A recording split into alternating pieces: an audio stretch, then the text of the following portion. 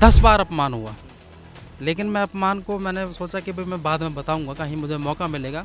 मैंने कई बार माने सांसद साहब से मैंने मिलने की कोशिश की, तो जो उनके साथ जो इर्द गिर्द जो रहने वाले लोग हैं वो वहाँ तक मुझे पहुँचने नहीं देते। मेरी नौबत ये आ गई, मेरे पे अंतिम संस्कार करने के लिए पैसे तक नहीं थे। आप यकीन मानना, मैंने पता नहीं किस के लोगों से पैसे मांगे, मैंने मात्र 20,000 रुपये मांगे। बड़े बड़े लोग मैंने चुने, मेरी किसी ने हेल्प नहीं की। इनके साथ दिन रात काम करते थे। जिनके साथ मैं काम कर रहा था, सब लोगों के नाम को लेकर के बुलाया जा रहा था, तो वहाँ पर मेरा नाम नहीं लिया गया। जब नाम नहीं लिया गया तो मैंने माननीय प्रभारी जी से कहा कि प्रभारी जी आपने मेरा नाम क्यों नहीं लिया? तो मुझसे पता क्या बोला, क्या बोला गया मुझसे, आप सोच भी नहीं सकते कि नहीं लिया तो क्या करोगे, कि ये सिर्फ आपको बेवकूफ़ बना रहे हैं, आपके साथ मजाक किया इन्होंने। मैंने बोला वो कैसे? कहने लगे आप देखो फेस तो कोई नहीं आना चाहता, लेकिन इन्होंने हमसे कहा कि अरे हमने तो उसको वैसे ही बोल दिया वर्बली, वैसे ही उसको मुँह से बोला हुआ है, वो कोई प्रदेश को कमेटी सदस्य है थोड़ी ना। तो मैंने बोला अच्छा हाँ। तो वो कहीं ना कहीं चीज़ें मुझे देखने को मिली, वही चीज़ दोहराते रहे लोग, और मैं बेवकूफ़ बनता रहा, और मैं उनके लिए चुनाव में प्रचार करने के लिए जाता रहा। नंदग्राम में भी यही हाल था, वहाँ पर भी भीम आर्मी को लाने वाला विनय बौद्ध था। 3-3 4-4 मुकदमे लगे, मुकदमे में किसी ने कोई साथ नहीं दिया, किसी ने कोई जमानत तक नहीं दी, मैंने अकेला झेला। और जिन्होंने इस चुनाव में मलाइयाँ चाटी है ना, उन लोगों को मेरे हिसाब से राइट हैंड कहा जाता है। और जिन लोगों ने संघर्ष किया है ज़मीनी स्तर पे, ये उनकी बदौलत है। 6,200 कुछ वोट आई हैं। मैं उन्हीं लोगों से लड़ूंगा, उनके खिलाफ बताऊंगा कि ये लोग जो माननीय सांसद साहब के साथ बैठने का काम करते हैं, उनके साथ बड़ी बड़ी बातें करने का काम करते हैं, वो बहरूपीय चेहरे लेकर के केवल चंद्रशेखर भाई को, हमारे जो नेता हैं, उनको बेवकूफ़ बनाने का काम कर रहे हैं। नमस्ते, मैं शुभम और आपने देखना शुरू कर दिया है नर्डिक न्यूज़। देखिए दर्शकों, अभी यूपी की 9 विधानसभा सीटों पर चुनाव हुए, चुनाव के परिणाम आप लोगों के सामने आए। इस समय हम गाजियाबाद में मौजूद हैं। गाजियाबाद में उपचुनाव हुए, उपचुनाव का परिणाम आपने देखा होगा, यहाँ से भाजपा ने सीट जीत ली है। हालांकि गाजियाबाद को भाजपा का गढ़ भी कहा जाता है। जब हम अलग अलग विधानसभा सीटों पर चुनाव कवर कर रहे थे, तो आर्य समाज पार्टी का हर एक विधानसभा में एक अपना वोट बैंक और एक अलग ही जुनून देखने को मिल रहा था। लेकिन जब चुनाव के परिणाम आए, तो 9 की 9 विधानसभा सीटों पर जहाँ सबसे खराब प्रदर्शन रहा वो गाजियाबाद है। गाजियाबाद में आर्य समाज पार्टी लगभग 5वें स्थान पर रही है और लगभग 6,000 वोट यहाँ से पाई है। इस समय हमारे साथ विनय आजाद जी मौजूद है, जो आर्य समाज पार्टी के सच्चे सिपाही और लगातार संगठन में सक्रिय भूमिका में रहते हैं। विनय भाई, सबसे पहले तो आपका स्वागत है हमारे चैनल में। जी बहुत बहुत धन्यवाद शुभम जी। विनय भाई, मुझे आप एक बात बताइए, जब हम चुनाव से पहले आप लोगों की गाजियाबाद में कवर कर रहे थे, अलग अलग विधानसभा सीट पर जा रहे थे, सबसे खराब प्रदर्शन गाजियाबाद में क्यों रहा? सबसे बड़ा कारण क्या रहा इस चीज़ का? सबसे बड़ा कारण शुभम जी ये रहा, लगभग मैं 5 साल से कार्यकर्ता हूँ, एक सच्चा सिपाही हूँ भीम आर्मी आज़ाद समाज पार्टी का। जो लोग, जो प्यार मोहब्बत, जो भाईचारा, जो संघर्ष भीम आर्मी ने बना कर रखा था पहले, वो अब कहीं भी ज़मीनी स्तर पर देखने को नहीं मिला। मैं बात करूं केवल चुनाव के, जो सदर विधानसभा सीट पर जो चुनाव हुआ, सबसे ख़राब 9 सीटों में सबसे ख़राब रिजल्ट यहाँ गाजियाबाद का आया। उसका कारण, उसका दोष जो मैं देना चाहूँगा, कहीं ना कहीं जो प्रदेश से नीचे के जो लोग हैं, जो बड़े बड़े दिग्गज पदाधिकारी हैं हमारे, ये सिर्फ उनका दोष है। अच्छा, कैसे दोष है, मुझे ये समझाइए थोड़ा विस्तार में। दोष इस तरीके से है, जो हमारे मिशनरी साथी थे पुराने, जो ज़मीनी स्तर पर कार्य कर रहे थे, उनकी आर्थिक स्थिति बहुत कमज़ोर हुआ करती है। वो बाबा साहब के, मानवर काशीराम साहब के मिशन मूवमेंट को लेकर साथ चल रहे थे। अब उन लोगों का, पार्टी के जो नेता हैं, उन लोगों ने उनको सम्मान नहीं दिया, उनका अपमान करने का काम किया। यहाँ तक कि मैं अपनी भी बात करूँ, मेरा भी अपमान किया गया। और जैसे कि जब चंद्रशेखर भाई या विनयतन सिंह जी आते हैं गाजियाबाद में, तो एक भारी भीड़ इकट्ठी हो जाती है, और ज़मीनी स्तर पर जो वोट डला वो मात्र 6,200 कुछ वोट मिला। ये बड़ा दुर्भाग्य है हमारा। दुर्भाग्य इसलिए है, केवल हवाई बातें जो कर रहे थे पदाधिकारी, ये उसका नतीजा है। नतीजा जो देखने को मिला, उसका एक दोष ये भी है कुछ लोग हमारे बसपा से सीनियर साथी भी आए थे पार्टी संगठन में जुड़ने के लिए। वो आए, आकर के जब उन्होंने देखा कि यहाँ पर उनको जब कुछ चीज़ें ऐसी मिली बिल्कुल डगमगाई हुई चीज़ें, उनका सम्मान नहीं हुआ, सम्मान ना होने के कारण उनकी बातों को माना नहीं गया और ज़मीनी स्तर पे भाईचारा बनाने का काम नहीं किया। जिलाध्यक्ष भी रहे, जिले के पदाधिकारी भी रहे, तो वो सिर्फ हवाई बातें करते रहे, लेकिन कोई ज़मीन पे कोई काम नहीं हुआ।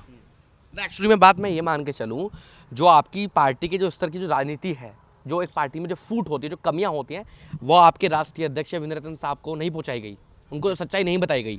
देखो, आपके चैनल के माध्यम से अगर आप मेरी बात को वहाँ तक पहुँचा सकते हैं तो मैं आपका बड़ा आभारी रहूँगा। माननीय सांसद साहब तक, माननीय विनय रतन सिंह जी तक वो चीज़ें नहीं पहुँच पा रही हैं जो पहुँचनी चाहिए वहाँ तक। उसका कारण ये है, मैं उदाहरण के तौर पर बताता हूँ। जैसे एक मणि होती है ना, सांप की मणि, और उसको मणि का जो घेराव करते हैं वो सांप करते हैं, सपोले। उन सपोलों पर, हालांकि वो सपोले पुराने हैं, उनके मित्र हैं, वो हमारे सीनियर हैं, लेकिन वो ज़मीनी हकीकत को वहाँ तक पहुँचने ही नहीं देते। कार्यकर्ता चिल्लाते चिल्लाते चिल्लाते पागल हो जाते हैं, लेकिन वो चीज़ें वहाँ तक नहीं पहुँच पाती। कारण सिर्फ यही है क्योंकि राष्ट्रीय अध्यक्ष दोनों ही हमारे उन पर कहीं ना कहीं ट्रस्ट करते हैं, और लेकिन ट्रस्ट के साथ साथ उनको ये नहीं मालूम कि वो उनकी आंखों में धूल झोंकने का भी काम कर रहे हैं। उन लोगों को सम्मान देते हैं कार्यकर्ता, उन लोगों को अच्छी अच्छी चीज़ें खिलाने का काम करते हैं, उनको हर चीज़ देते हैं। जिनके पास पैसा है उन लोगों को तो वो सीने से लगाते हैं। जो गरीबी है, जो गरीब कार्यकर्ता है, जो मिशनरी कार्यकर्ता है, मेरे जैसा कार्यकर्ता है, उसको वो अपमान करने का काम करते हैं। मुंह पे कुछ और कहते हैं, भीड़ में कुछ और कहते हैं। मेरे साथ भी यही अन्याय हुआ। हालांकि मैं भीम आर्मी का सच्चा सिपाही हूँ, मैं अपनी जिम्मेदारी को समझता हूँ, मैंने काफ़ी संघर्ष किया, लेकिन उस संघर्ष के, इस चुनाव में जो संघर्ष किया, उसको संघर्ष को देखते देखते मेरा कम से कम 10 बार अपमान हुआ। लेकिन मैं अपमान को मैंने सोचा कि भाई मैं बाद में बताऊंगा, कहीं मुझे मौका मिलेगा। मैंने कई बार माने सांसद साहब से मैंने मिलने की कोशिश की, तो जो उनके साथ जो इर्द गिर्द जो रहने वाले लोग हैं वो वहाँ तक मुझे पहुँचने नहीं देते। मैं चाहता हूँ कि अगर सांसद साहब से मेरी मात्र 10 मिनट के लिए मुलाकात हो जाए तो मैं ज़मीनी हकीकत बताऊंगा कि यहाँ पर जो सपोले जो बिठा रखे हैं वो किस तरीके से काम करवा रहे हैं और किस तरीके से काम को होने नहीं दे रहे हैं। थोड़ा हिंट देकर मुझे बताइए, आपने अपमान की बात करी, आपका भी अपमान हुआ, आपने कहा आपके तमाम साथियों का भी अपमान हुआ, मुझे बताइए किस तरीके से आप लोगों का अपमान हुआ करता है इस पार्टी में, जो आपकी प्रिय पार्टी जिसके लिए आप संघर्ष करते आ रहे हैं, पूरा चुनाव में संघर्ष किया, इससे पहले आप संघर्ष करते आ रहे हैं, वो अपमान की कहानी क्या है? आपके पास तमाम लोगों की बातें आती होंगी, तमाम के जो कार्यकर्ता हैं, छोटे कार्यकर्ता जिनकी बात सांसद साहब तक नहीं पहुंची, आपके राष्ट्रीय अध्यक्ष तक नहीं पहुंचती हैं, तो किस तरीके से अपमान होता है उनका? देखिए, सबसे बड़ी खुशी की तो बात यह है, गाजियाबाद के अंदर राष्ट्रीय लेवल के कई नेता हैं हमारे पास, प्रदेश लेवल के भी कई नेता हैं हमारे पास। चंद्रशेखर भाई को जो एक आम आदमी कहता है ना कि ये व्यक्ति चंद्रशेखर भैया के राइट हैंड हैं, ऐसे ऐसे कई नेता हैं हमारे पास। गाजियाबाद का सबसे बड़ा कारण जो रहा है फूट डलने का, हमारा एक पसौंडा का ग्रुप है वो अलग काम करता है, और मिर्ज़ापुर का एक ग्रुप है वो अलग काम करता है। मैं बात करूँ जटवाड़े की, वो अलग काम करता है। तो यहाँ क्या है, लोग अलग अलग ग्रुप बना करके बैठे हैं, जिनमें केवल 2 से 4 व्यक्ति हैं, 4-4, 5-5, 6-6, 10-10 लोग हैं, वो ग्रुप बना कर काम कर रहे हैं। वो उन ग्रुपों को बना करके एक दूसरे के ग्रुप को सपोर्ट नहीं करते। राष्ट्रीय लेवल के 2-3 नेता हैं यहाँ पर, उनको आप ले लीजिए, उनके पीछे 4 व्यक्ति भी साथ में नहीं है। अभी सांसद साहब आ जाए तो सांसद साहब के साथ तो आप जानते हैं भीड़ का जनसैलाब है, लेकिन उस जनसैलाब से काम नहीं चलने वाला। माननीय सांसद साहब ने कहा है कि मैं तुम्हें नेता बनाना चाहता हूँ, तुम फोटोग्राफर बनना चाहते हो, तो ये हकीकत बात है। लोग भीड़ में शामिल होने के लिए तो आते हैं, लेकिन वही पदाधिकारी ज़मीनी स्तर पर कार्य नहीं कर रहे हैं, और जो लोग कर रहे हैं वो शीर्ष नेतृत्व तो उसको तवज्जो नहीं दे रहा है। अभी मैं निजी बात करता हूँ, मेरा अपमान कैसे हुआ मैं बताता हूँ। मेरी अभी मदर एक्सपायर हुई, मेरी मदर एक्सपायर हुई तो मैंने, जैसे किसी को इनविटेशन देते हैं ना, इस तरीके से ग्रुप में मैसेज दिया। मैं प्रदेश लेवल का नेता हूँ, 5 साल मुझे हो गए कार्य करते करते। जो लोग मुझे लेकर के आए थे मैं उनका सम्मान करता हूँ, उनका आभार प्रकट करता हूँ, उनको धन्यवाद भी करता हूँ। मैं ऐसे संगठन से जुड़ा जो दुनिया के लिए काम करता है, रात और दिन काम करता है। मैंने संघर्ष किया, मेरी मम्मी एक्सपायर हो गई। यहाँ के जो बड़े बड़े लोग थे वो लोग आए। शुभम जी, मैं आपको भरोसा दिलाऊँ, आंसू निकलते हैं मेरे। मात्र 1 मिनट, मात्र 1 मिनट, तो मैं ज़्यादा बता रहा हूँ, मेरे चश्मदीद गवाह हैं वो लोग, मैं बताऊँगा। 1 मिनट रुके वो, सिर्फ 1 मिनट। मैं फॉर्मेलिटी करना है, टोटली बात ये है। केवल फॉर्मेलिटी तो फिर भी 5-10 मिनट की हो जाती है। मात्र गाड़ी से उतरे, एक गिलास पानी पिया और ये बोल कर चले गए कि विनय भाई थोड़ा सा हमारा अर्जेंट मीटिंग लगी हुई है और हम बाद में आएंगे। मैंने बोला ठीक है, कोई बात नहीं। और वो लोग जा कर के देखा, शाम को जब मेरे को ग्रुपों में वीडियो देखने के लिए मिली तो शुक्रवार का दिन था, वो जुम्मे का दिन था। तो वो बहरामपुर में एक मस्जिद है, मस्जिद के सामने खड़े होकर के वो अपने चुनाव का प्रचार कर रहे थे। मुझे बड़ा दुख हुआ। उसके बाद मेरी नौबत ये आ गई, मेरे पे अंतिम संस्कार करने के लिए पैसे तक नहीं थे। आप यकीन मानना, मैंने पता नहीं किस के लोगों से पैसे मांगे। मैंने मात्र 20,000 रुपये मांगे। बड़े बड़े लोग मैंने चुने, मेरी किसी ने हेल्प नहीं की। जिनके साथ दिन रात काम करते थे, जिनके साथ मैं काम कर रहा था, कोई व्यक्ति देने के लिए तैयार हुआ तो किसी ने कह दिया अरे नहीं छोड़ो, बकवास है, उसको मत दो। बड़ा दुख पहुंचा। रोटी के लिए मोहताज हो गया, नौकरी नहीं थी मेरी। मुझे ये बोल दिया गया विनय भाई मैं तो खुद ब्याज पे लेके लगा रहा हूँ पैसे। बड़ा मतलब टेंशन में हो गया मैंने सोचा यार, मैं जिसके लिए रात दिन डोर टू डोर कैंपेनिंग कर रहा था मैं, वो मुझसे ऐसा कह रहा है। कोई बात नहीं, मैंने फिर भी अपनी जिम्मेदारी को समझा। मैं गया, मैं चुनाव प्रचार करने गया। मैंने अपनी तरफ से कोई कमी नहीं छोड़ी।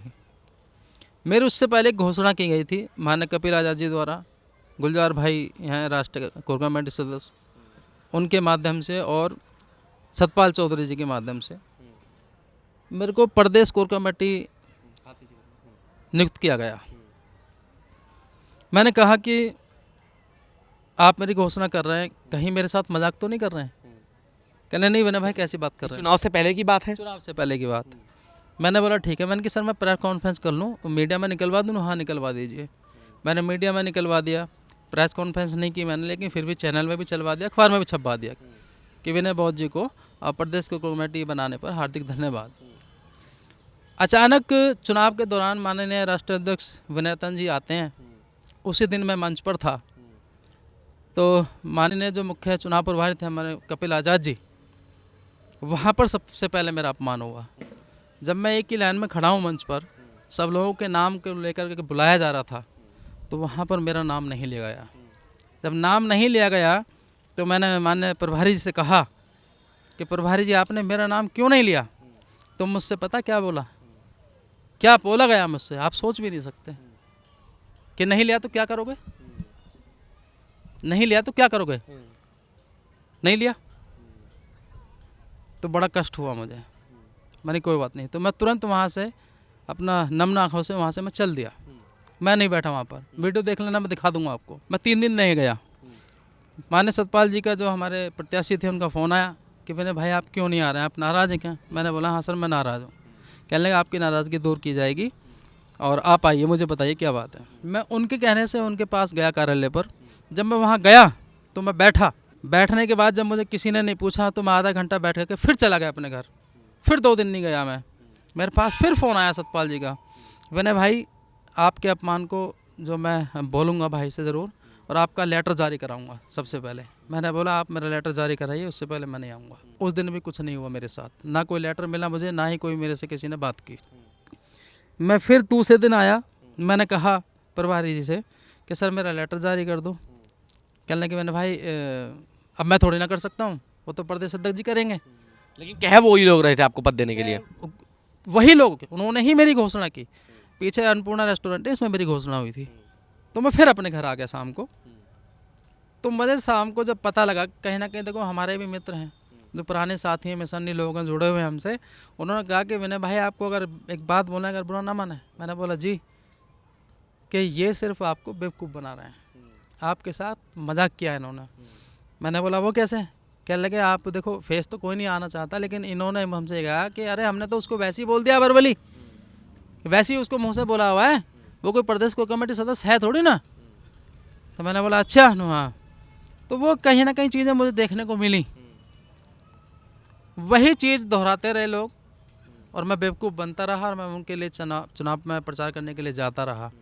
अपना अपमान सहते हुए भी मैंने मेहनत की और मेहनत के बाद आज दिन ये है, मैंने संगठन से और पार्टी से बिल्कुल मुंह मोड़ लिया है, अपने घर बैठ चुका हूँ, क्योंकि मेरी रोटी खाने की भी औकात नहीं थी। वापस मैंने जॉब लगाई है अपनी, मैं इस्तीफ़ा नहीं दूंगा, ये मेरा संघर्ष है, इसको मैं बेकार जाया नहीं जाने दूंगा, मैं लड़ूंगा। मैं उन्हीं लोगों से लड़ूंगा, उनके खिलाफ बताऊंगा कि ये लोग जो माननीय सांसद साहब के साथ बैठने का काम करते हैं, उनके साथ बड़ी बड़ी बातें करने का काम करते हैं, वो बहरूपिया चेहरे लेकर के केवल चंद्रशेखर भाई को, हमारे जो नेता हैं, उनको बेवकूफ़ बनाने का काम कर रहे हैं। ज़मीन स्तर पर हकीकत कुछ और है और उनको बताने का कुछ और कार्य कर रहे हैं। आज तक शुभम जी मैं आपसे निवेदन करता हूं कि ये वीडियो चंद्रशेखर भाई और विनेतन जी तक पहुंचनी चाहिए। काशीराम आवास योजना में आज तक भीम आर्मी का कोई नाम नहीं जानता, कोई मीटिंग नहीं हुई, कोई व्यक्ति नहीं है वहाँ पर हमारा।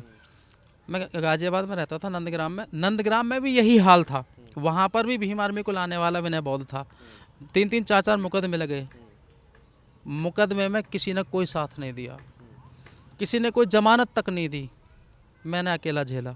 लेकिन यहाँ चल क्या रहा है, इतना 5वें नंबर पर आने का जो दुर्भाग्य ये जो प्राप्त हुआ हमें, प्राप्त हुआ है तो हमें ये प्राप्त उन लोगों को हुआ है जिन्होंने जमीन स्तर पर काम किया, उनको पीड़ा है, और जिन्होंने इस चुनाव में मलाइयाँ चाटी है ना, उन लोगों को मेरे हिसाब से राइट हैंड कहा जाता है। और जिन लोगों ने संघर्ष किया है ज़मीनी स्तर पे, ये उनकी बदौलत है जो 6200 कुछ वोट आई हैं। बड़ी बड़ी मूछें रखने से चंद्रशेखर आज़ाद नहीं बन सकते। बड़े बड़े चेहरे, बड़ी बड़ी गाड़ियाँ लेकर के, बड़ी बड़ी बातों को बोलने से, जय भीम बोलने से आप नेता नहीं बन सकते। नेता आप जब ही बनोगे, चंद्रशेखर भाई जैसे नेता जब ही बनोगे जब आप हकीकत ज़मीन पर जानोगे, ज़मीन पर बैठकर काम करेंगे। आज तक का रिकॉर्ड है मेरे पास, मेरे सोशल मीडिया आप चेक कर लेना। माननीय एडवोकेट चंद्रशेखर आज़ाद जी के साथ एक भी फ़ोटो नहीं है, जबकि मेरे को ऐसी ऐसी जिम्मेदारियां माननीय निजाम चौधरी जी ने दी हैं, उनको खुद रिसीव करके लाया हूँ 20-20, 22-22 गाड़ियों के काफिले से। उन्होंने, चंद्रशेखर भाई ने कहा कि विनय जी आप दूर दूर क्यों रहते हैं, तो पता है आप यकीन मानना, ऐसा कोई बोल सकता अपने नेता से। शत्रु संपत्ति में आए थे भैया, 22 गाड़ियों के काफिले सर, बाउंसर से लेकर के मैं उनको रिसीव करके लाया था, और अलग था मैं। क्यों था, जब खाना खाने वो चले थे, खाना खाकर जब बाहर आए तो उन्होंने कहा विनय इधर आओ। मैंने जी भैया। यहाँ पर अलग अलग दूर दूर क्यों खड़े थे, तो पता है मैंने क्या बोला नेताजी से कि भैया टीआरपी नहीं चाहिए। तो वो हंसने लग गए। तो उन्होंने पता क्या कहा कि विनय तुम एक दिन नेता ज़रूर बनोगे। तो मुझे बड़ा गर्व महसूस हुआ। तो विनय बौद्ध जैसे कार्यकर्ताओं को टीआरपी नहीं चाहिए, उनको फ़ोटो सेल्फी नहीं चाहिए। मेरे साथ अगर जनता है ना, मेरे साथ अगर जनता है, जनता तभी होगी जब मैं ज़मीनी स्तर पर कार्य करूंगा। मैंने कार्य किया है। अगर मेरे साथ 100 लोग हैं तो मैं गर्व से कहता हूं 100 वोट मैंने तैयार की, और मैंने की हैं। गाजियाबाद के अंदर सबसे बड़ी बड़ी सभाएं मैंने लगाई हैं। मेरे पास सोशल मीडिया में देखना, मैं दिखाऊंगा, सारी वीडियो में दिखा सकता हूँ, जो संघर्ष किया उसको दिखा सकता हूँ। लेकिन वो विफल है मेरा। क्यों विफल है, जो मलाइयाँ चाटने वाले लोग हैं ना, वो आकर के विफल कर देते हैं उसको। जब हमें सम्मान नहीं मिलेगा, हम लोगों को जो जिम्मेदारियां दी हैं, हमारे साथ खिलवाड़ होगा, हमारे साथ मजाक होगा, तो फिर कहीं ना कहीं फिर हमें भी समझना पड़ेगा हमारे पीछे भी बीवी बच्चे हैं। ठीक है, मेरा आखिरी सवाल आपसे ही है, अगर आपके राष्ट्रीय अध्यक्ष ये वीडियो देखें, उनको क्या संदेश देना चाहेंगे, क्या कहना चाहेंगे उनको आप? मैं आदरणीय नेताजी से ये कहना चाहूँगा, सबसे पहले आपको जय भीम नमो बुद्धाय। मैं आपका सम्मान करता हूँ, आपका बताए हुए मार्ग पर चलने की कोशिश कर रहा हूँ, ज़मीनी स्तर पर कार्य कर रहा हूँ। ये वीडियो आप अगर देखें तो आपसे निवेदन है मेरा, गाजियाबाद में जो बड़े बड़े राष्ट्रीय लेवल के जो नेता हैं, वो सिर्फ आपको ही नहीं, आज़ाद समाज पार्टी के तमाम लोगों को बेवकूफ़ बनाने का काम कर रहे हैं। वो ज़मीनी स्तर पर कार्य नहीं कर रहे हैं। जो ज़मीनी स्तर का जो कार्यकर्ता है वो जो मेहनत कर रहा है उसका अपमान करने का काम कर रहे हैं। गाज़ियाबाद के अंदर छोटे छोटे ग्रुप बनकर तैयार हो गए हैं, आपस में घृणा हो रही है, जाति के नाम पर लड़ रहे हैं। कहीं मान लीजिए 4 युवा साथी मेरे साथ हैं तो 4 अन्य के साथ हैं, वो लोग कहते हैं कि वो उस ग्रुप में नहीं जाना। अगर कहीं पर बड़ी सभा हो रही है तो अलग अलग ग्रुप बंदी के भाई वो तो उसकी सभा है, वहाँ नहीं जाना। तो माननीय सांसद साहब, मैं आपसे निवेदन करता हूँ, आदरणीय हैं आप हमारे, ज़मीनी हकीकत को एक ज़मीनी कार्यकर्ता से पूछ करके इन चीज़ों को सुधारें आप। अन्यथा आज़ाद समाज पार्टी के जो संघर्षशील कार्यकर्ता हैं, जो युवा साथियों ने जो यहाँ गाज़ियाबाद में संघर्ष किया, चुनाव प्रचार में जो मेहनत की, वो मेहनत विफल होने का कारण सिर्फ और सिर्फ वही लोग दोषी हैं जो सीनियर हैं। मैं आग्रह करूंगा माननीय सांसद साहब से कि मुझे एक छोटे से व्यक्ति को केवल मात्र 15 मिनट अगर वो दे दें फेस टू फेस मुलाकात करने की, तो मैं सच और भी बहुत सारा सच है जो बताऊंगा यहाँ पर चल क्या रहा है। जबकि बड़े नेता होने के कारण यहाँ तो सीट निकलनी चाहिए थी। माननीय सतपाल चौधरी जी ने बहुत आर्थिक जो प्रचार किया ना वो बहुत अच्छे लेवल पे किया, उसके बावजूद भी हम 5वें नंबर पे आए, ये दुर्भाग्य है हमारा। तो ये मेरी अपील है, एक छोटा सा कार्यकर्ता समझकर मुझसे ज़रूर मिलें या मैं आ जाऊं, कोई मुझे ले जाए वहाँ तक। मैंने कोशिश की पहले भी कई बार, मुझे किसी ने मिलने नहीं दिया, वो लोग मुझे दूर दूर करते रहे, तो मेरे साथ भी धोखा हुआ है। ये मैं सांसद साहब से कहना चाहूँगा। और अगर कोई फिर भी मैंने किसी के दिल को पीड़ा पहुँचाई है, आपको लगता है कि मैंने कुछ पार्टी संगठन के बारे में गलत बोला है, तो उसके लिए मैं क्षमा प्रार्थी हूँ। लेकिन जो ज़मीनी स्तर का सच है वो मैंने बोला है, और ऐसा मैं अकेला ही व्यक्ति नहीं हूँ। गाज़ियाबाद के अंदर बहुत सारे पदाधिकारी हैं। जब संसद साहब समय लेंगे तो मैं लिस्ट बना करके उनको लेकर जाऊँगा और बताऊँगा कि सर हकीकत क्या है। आप देख रहे हैं नेट्रिक न्यूज, साहस सच कहने का।